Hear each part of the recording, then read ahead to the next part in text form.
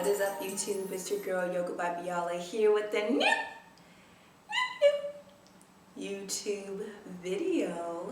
Today we are going to be preparing for Pincha Mayurasana, forearm balance, where you're literally balancing on your forearms. Now there's so much core strength required to really begin to stabilize and hold. It took me 4 years, to even just begin to be able to hold this posture. And it required such an awareness of my solar plexus and my low belly and pulling that in and lifting from there, as opposed to relying on my legs and letting my upper body soften to help me stabilize this pose. So there's 4 tips that we want to consider when we're moving into this. You want to make sure you have 2 blocks. Now if you don't have blocks, you can always use big ass Harry Potter books or encyclopedia books. But you want 2 blocks to ultimately help you wake up your core and activate Uddiyana Bandha. What you're doing here is you're lifting your low belly up and in and suctioning it almost up and in towards your spine. And doing that has a quality that can almost lock or control the energy in your low belly region. The more you can be able to control this energy, there's so much that you can begin to manipulate around your solar plexus and your sacral chakra when you're able to harness this energy correctly. Number 2 is that you want to make sure you open up your shoulders. You are balancing on your forearms. So if you drop all of the weight through the forearms and the heart comes forward because you're not open in the shoulders, that's not going to feel good.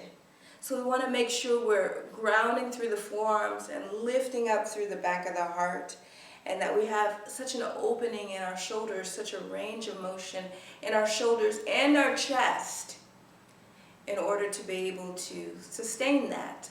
3, you want to expand the hamstrings. You want to lengthen and stretch out the hamstrings, because when you're lifting up and coming into your forearm balance, the back seam of the body, in order to be able to carry the feet in closer and closer towards the head, that's going to require a lot of length in the hamstring.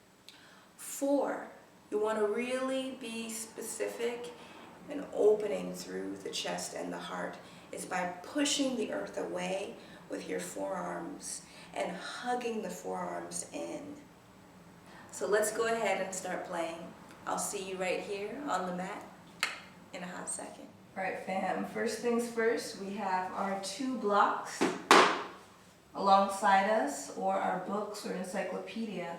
And what you want to do is, if you have your blocks, you want to put them on the flattest distance, or the flattest that they can go, and just root them alongside the hips. I'm going to push my 5 fingers into the block, and I'm going to activate or dorsiflex or engage my feet. And what I'm going to do is I'm going to lift my hips, but I don't want you to lift from here as if you're coming up. I want you to lift your groin up and in as if it's coming in towards the heart, as if it's lifting up. So flexing through your Kegel muscles, drawing your navel up and in, lifting the belly, and as if you could really begin to lift the feet.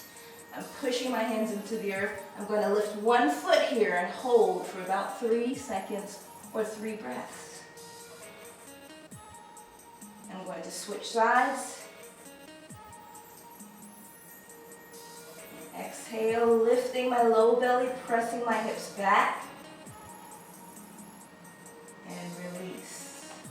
So the engagement required here, that same lifting through the low belly, is the same type of engagement that's going to be required when you lift your feet off of the earth and, excuse me, oh, I burped, and come into your inversion. The same type of manipulation through the low belly. Now, there's a few ways that you can warm up your core. I love utilizing these ways with blocks and lifting here, pressing my hips back to warm up my core and to really feel the activation. Feel myself draw the inseams of my legs together because I want to make sure that my inner thighs are super activated, that my adductors are turning on and drawing together to really make my leg one leg, my two legs make them one leg. So I really like to utilize this exercise when I'm prepping for Pincha Mayurasana or forearm balance. You can just do regular core exercises just to get the body and the core warmed up, but just add this additional layer to really start to feel yourself having to lift. And you'll notice it when you need to lift your legs and you're here and you're lifting the legs, how much engagement that requires in your low belly and almost in your groin. That is Uddiyana Bandha. That is a low belly root lock. You're locking your root, literally, and doing so stabilizes your glutes and the legs as well. So you're controlling and manipulating that energy, and that's what we want to begin to do. 2, 2, 2, 2, step 2. You want to make sure your shoulders are open. So we're going to be utilizing these blocks if you'd like, or you can move them out of the way. I'll show you with the blocks and I'll show you without. So I'm going to root my hands in the block and I'm going to draw my blocks behind me, just so. I'm going to root my hands into the block, but notice that my fingers are inverting in towards my glutes. So I'm going to be coming into a reverse tabletop to open up my shoulders. I'm going to bend my knees and make sure my knees are no wider than hip width distance. I'm going to push my hands into the blocks and lift my hips and open up the entire front seam of my shoulder girdle. And I'm going to hold here for a few rounds of breath. You're going to feel these shoulders expand. You're also opening up through the wrists. Now, if you wanted to try this without the blocks, that's going to be maybe a little bit more challenging because you don't have that additional lift, but also incredible benefits. It's going to be more challenging just because you don't have the lift of the blocks, which is shortening your distance to the earth. So I'm going to try it without the blocks, and also I'm going to add part of step 1 into this as well. So I'm going to inhale, lift, and open up my chest. Open up my shoulders, feel that stretch along the inseam. And then I'm going to press my hips back, lift my low belly, push my hands into the earth, and drop my hips. Now that's just still a small little bit of space, but that's exactly what we were doing here. We're doing that same lift, and you can't see it, but I have little sweat droplets, little beadlets on my forehead right now because this is working you from the inside out.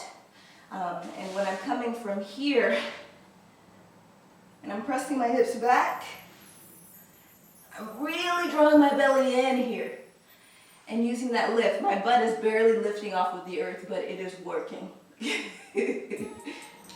Step 3 is opening up the hamstrings. Remember, when you're lifting up, the back seam of the body is going to need to be really expanded in order for you to begin to walk the feet closer and closer to the forehead. So just taking a moment to open up the hamstrings. You can do so here and have Hanumanasana, or you can do so in standing splits, or any other variations that help to open up the hamstrings. I do have some videos that are focused on opening up the hips and hamstrings. You can check that out here or here. I'll put it somewhere. Another thing that you can do here if you're doing Hanumanasana is just slowly rotating through the hips to lizard, opening up through the front of the hips, and then exhale, coming into half Hanuman. Now these blocks are optional that I'm using here. You can use them or not. Just notice that if you do remove the blocks, you're just dropping down a little bit deeper into your pose, so just make sure that feels safe for your body. Step number 4 is coming into Sphinx pose to ultimately open up and lift the chest. The way we're going to do that is with a yoga block, although it's not mandatory, but it does help. In Pincha Mayurasana, we're on our forearms, so we really want to lift up out of the chest. And the perfect shape to begin to do this without actually extending the legs up to the heavens is Sphinx pose. Now, Sphinx pose, my forearms are rooted on the earth. Notice that my shoulders are stacked right on top of my elbows. I tend to see a lot of students doing this, and this is not Sphinx pose, or this is not Sphinx pose. My chest is kissing the earth here, and your chest is lifted in Sphinx pose. Also, making sure that your elbows are no wider than your shoulders, so actually drawing your forearms together and making sure you're measuring them out, and making sure that your elbows are no wider than your actual forearms. Then from here, we're actually going to root our hands around our block. Notice that my thumb is going to come right on the outside or right underneath the block, and my other four fingers are going to come on the outside, and my hands are still rooted. And my block is on its lowest stance that it can go. I'm going to push my forearms into the block, I'm going to push my forearms into the earth and lift the back of my heart and draw my low belly in, as if I'm pulling my tailbone down, as if someone has a string attached to my tailbone and it's pulling it back. I'm pushing my hands into the earth and lifting the back of my chest, and this is the shape you're going to create in the upper body in Pincha Mayurasana. So really becoming aware of what this feels like. Now, from here, we're going to slowly tuck the toes and lift the hips in a low plank pose. Now you can really see what it feels like in the forearms. Start to walk the toes in for dolphin. And this is what I meant when I was saying that the hamstrings have to be really open and the calves. Because if they're tight, you might only be able to come here. But in order to really lift confidently, you want to be able to walk your toes in as close towards the body as you can. Now notice if you start to fall forward, that means that your shoulders are not open enough. So you want to focus more on opening up through the shoulders so you can draw the head and the heart back.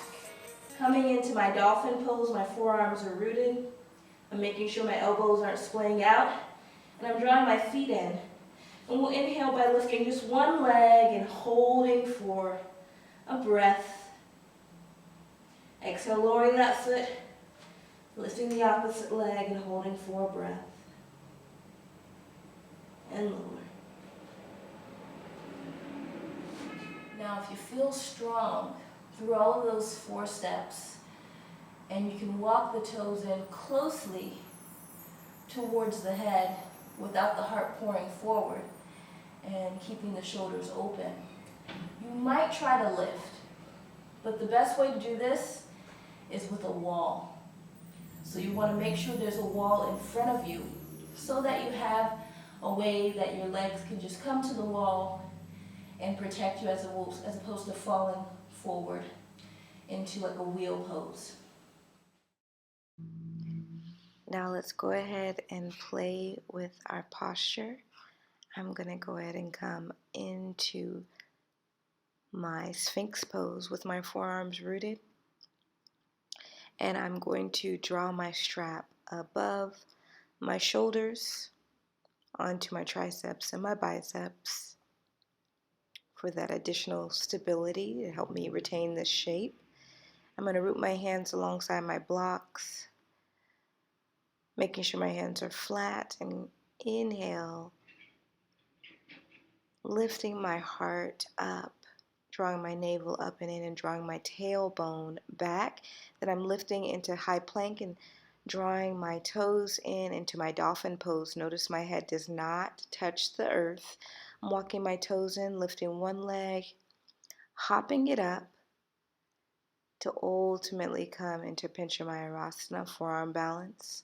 Really focusing on keeping my belly engaged, finding Uddiyana Bandha, lifting the belly up and in, and holding here.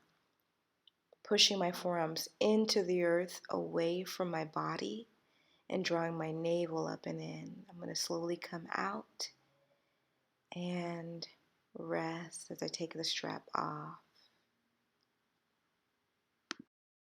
All right, y'all, there we have it. That is Pincha Mayurasana, or this how-to on how to move into Pincha Mayurasana. So you'll start to see these how-to videos showing up a lot, and usually after you'll know that there is a sequence incorporating one of these how-to videos.